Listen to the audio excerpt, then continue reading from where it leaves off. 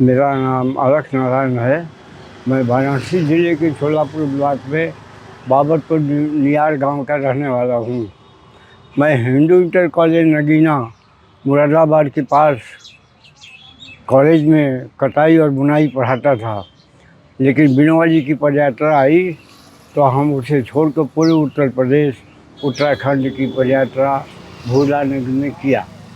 ये सन 60 की बात है और सारे हिंदुस्तान में गोहत्याबंदी और शराबबंदी का काम किया। सबसे प्रभावपूर्ण ये है कि संत विनोबा जी कहते थे कि भंगी मुक्ति सामाजिक समता का प्रथम सोपान है। तो स्वच्छ काशी अभियान मैंने बाबा की आज्ञा से यहाँ किया और यहाँ एक जैतपुरा मोहल्ला है, मुस्लिम मोहल्ला, हज़ारों की संख्या में। वहाँ एक उठौआ पाखाना बड़े व्यापक तरीके से था। बहनों का अलग, भाइयों का अलग, 108 खुड्डी बहनों का, 108 खुड्डी भाइयों का। ऊपर छत नहीं, बरसात में पाखाना सफाई में बहुत दिक्कत होती थी। इस काम को मैंने उनके साथ सफाई किया और भंगी मुक्ति का संदेश पूरे समाज को, पूरे नगर को दिया। ब्रिजपाल दास मेयर और कुल बिहारी गुप्त ये हड़ताल के समय में साथ में झाड़ू भी लगाया अपने बनारस के विशेषगंज ट्रेन में। रानी इंदिरा थाने वाली थी, उसी में काशी का सफाई हड़ताल हो गया। तो हम सब लोग नागरिकों को लेकर के सफाई काम में जुट गए और वहाँ रामनगर जो काशी नगर से डॉक्टर विभूति नारायण, उनको हमने शिविर का उद्घाटन कराया और उन्होंने उनको एक झाड़ू भेंट किया और एक पुस्तक भेंट किया, सुचिता से आत्मदर्शन। तो काशी नगर ने कहा ये झाड़ू तो मैं ये नगर पालिका के चेयरमैन को देता हूँ और ये किताब मैं रखता हूँ और जनता से अपील करता हूँ कि वोट उन्हीं को देना जो स्वच्छता में प्रवीण हो, एक्सपर्ट हो। इस प्रकार का सफाई का काम सम्मानित काम बना। इसके बाद हम लोग विनोबा जी के आदेश से मुगल शाह गोहत्याबंदी के लिए वो गाय वाली गाड़ी रोकते थे जो हरियाणा पंजाब से आती थी, और गाय को रोक करके उतार करके गौशाला में डालते थे।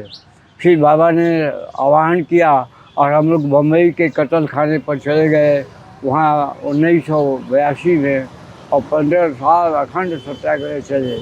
हम 18 लोग गए और 1 लाख लोग आए और गए, और शांति से, अहिंसा के साथ, कोई साम्प्रदायिकता नहीं, शांति और प्रेम से गांधी के रास्ते पर वो काम हुआ। अंत में ये कानून बन गया कि बयान नहीं कटेगा, तो हम लोग वहाँ से हट गए। इस प्रकार से हम सब लोग यहाँ वाराणसी में या बनारस के बाहर देश में गांधी विनोबा जयप्रकाश बाबू का काम पूरा करते रहे। इस बीच ये जो सर्व स्वास्थ्य संघ का परिसर है, यहाँ जो मकान तोड़ने का बुलडोजर से काम चला, वो बहुत असंगत और न्यायप्रिय नहीं है। हमारे पास कागज़ है, बैनामा का कागज़ है। लाल बहादुर शास्त्री, विनोबा जैसे महापुरुष, जयप्रकाश बाबू जैसे लोग इस परिषद में आए, रहे, साधना किया और पूरे देश में सर्वोदय का और गौ सेवा का काम उन्होंने फैलाया। तो हमारी सारी उम्र इसी काम में गई है और आगे भी जाएगी। हमारा 87 वर्ष उम्र है, लेकिन अपना विल पावर, अपना उत्साह और आत्मविश्वास बराबर कायम है। ये जो सत्याग्रह चल रहा है, सारे देश के लोग आ रहे हैं, जा रहे हैं, तो लोगों में एक जागृति आ रही है और एक पछतावा हो रहा है कि सरकार क्या कर रही है, और जनता ने जवाब भी देना शुरू कर दिया है। कश्मीर में हार गए, अयोध्या में मंदिर बने वहाँ हार गए, और वाराणसी में भी जो इलेक्शन में वोट उन्हें मिला था पिछले साल से बहुत कम वोट हो गए, गिर गया। तो एक तरह से वो हारते हारते बचे। तो उसे संदेश जनता की तरफ से जा रहा है और आशा करते हैं ये सत्याग्रह हमारा सफल होगा। गांधी, विनोबा जी और जयप्रकाश बाबू का पैगाम देश और दुनिया में पूरा होगा। जय जगत की परंपरा और हृदय परिवर्तन जो चंबल घाटी में जयप्रकाश बाबू और बिनोबा जी गए, ऐसे खूंखार डाकुओं ने आत्मसमर्पण किया। भगवान बुद्ध के समय में एक डाकू अंगुलीमाल का परिवर्तन हुआ, लेकिन विनोबा जी और जयप्रकाश के प्रयत्न से सैकड़ों खूंखार डाकुओं ने चंबल घाटी में उन्हें आत्मसमर्पण किया। एक इतिहास निर्माण हुआ है। ऐसे सर्वोदय और ऐसे सर्व सेवा संघ की जो सेवा हो रही है, उसके परिसर को ध्वस्त करना, बुलडोजर लगाना बहुत अनैतिक है और अन्याय है।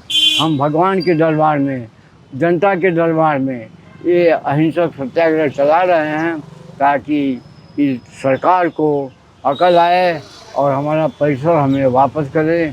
इन शब्दों के साथ हम आप सबको प्रणाम करते हैं।